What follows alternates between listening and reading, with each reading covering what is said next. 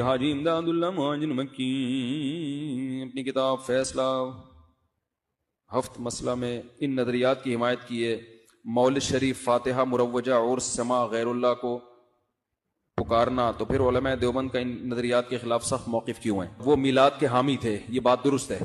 تو وہ جو اس کے قائل تھے، تو یہ انہوں نے سوال پوچھا کہ پھر علماء دیوبند ان کو اپنا پیر و مرشد کیوں مانتے ہیں؟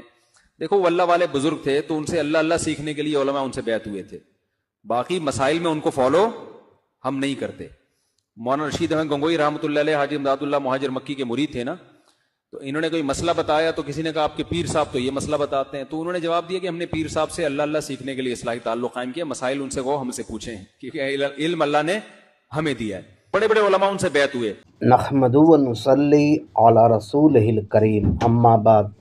اس نے خود اعتراف کیا کہ میرے اکابرین کے مرشد سنی تھے اور ان کا وہی عمل و عقیدہ تھا جو سنیوں کا ہے، جو دیوبندیوں کے نزدیک شرک و بدعت ہے۔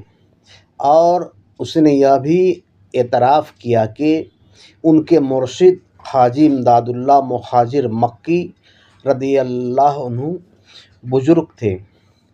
کیا ایک شرکیہ عمل کرنے والا مشرک اور بدعتی بزرگ ہو سکتا ہے؟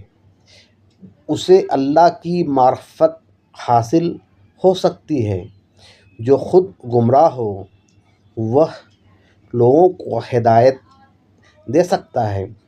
اس لیے دیوبندی کو منافق کہتے ہیں۔ یہ لوگ ایک منہج پہ نہیں ہیں، یہ لوگ جاہل ہیں، یعنی ابن جہل ہیں۔ ان کو عالم کہنا حرام ہے۔